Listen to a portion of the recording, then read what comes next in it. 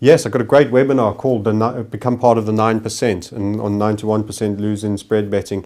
And you've got to, well, there are so many things you would need to do to become part of the 9%. If it were that easy, everyone would be part of it. And there's a lot of intelligent people making up part of the 91%. And in fact, you will always vacillate. You'll be in the top one and occasionally you'll be outside the 9%. But what you do need to do is you need to potentially decide on a strategy that looks after all elements of money management. And we've discussed the risk reward, we've discussed losses. You've got to manage losses, that keeps you in the game.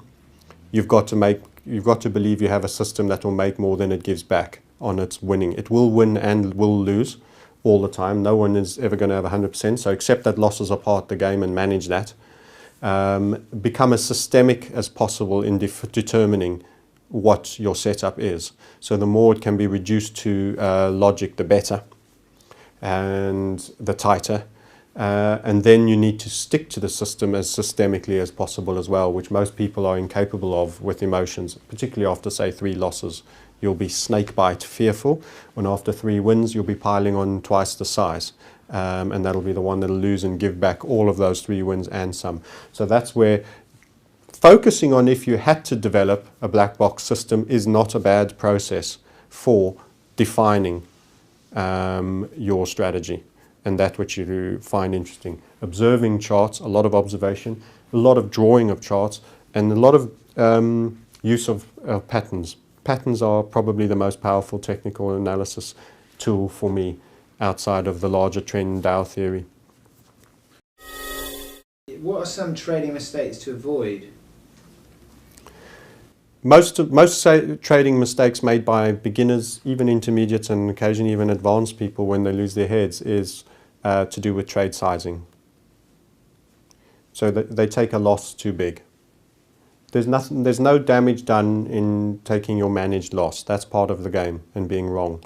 The problem is that recovery ladder when you then emotionally negatively respond to taking an already slightly bigger loss. So let's say you lose 15 or 20% and then you think, damn, I want to get back to where I was, so I need to make 25%, so I'll trade bigger again, I'm sure I'm right this time. You can't cope with the mental, it's like a mental cognizance dissonance, cognitive dissonance that makes you need to get back to where you once were, because you're now seeing yourself as the lesser self as dictated by this balance. And that then pressurizes you into trading bigger again on what looks like a sure thing. But now you're punch drunk because you must find an opportunity quickly, and it's not a sure thing. It's the first thing you grabbed hold of that best represents a possible trade. So you then bastardizing your criteria to grab hold of something that you expect to leverage you back into where you once were. This is a very big fatal spiral, because once again you then overtrade because you've got to make back more to get back up, and that's the recovery ladder concept, and boom, that is probably the single most destructive that sees someone have a £10,000 account reduced to, you know, a few hundred or £1,000 and then virtually giving up, realizing that they've blown it. Size. It's 91% of people are in that sort of category. I wouldn't say 91% are in that category. They don't all blow their accounts up from £10,000 down to 9, but they aren't possibly consistent with money management as a whole. And sizing is one element of money management. Don't forget, I said risk reward should be central to that as well. So they're taking trades that aren't worth the squeeze.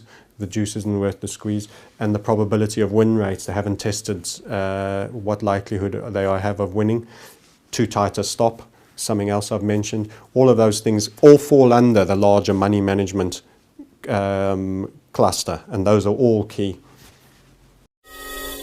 So do you agree with this statement? The only way to make money is slowly and steadily over time, not trading forex indices, commodities, etc., because they're a giant casino.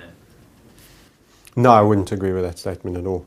Those underlying markets can be traded profitably on a consistent basis. There isn't an efficient market hypothesis that truly keeps everything at true value. Anything that involves people will have reactions and overreactions and underreactions. So no, I think I wouldn't be in the game if I didn't feel that there was an edge that could be taken.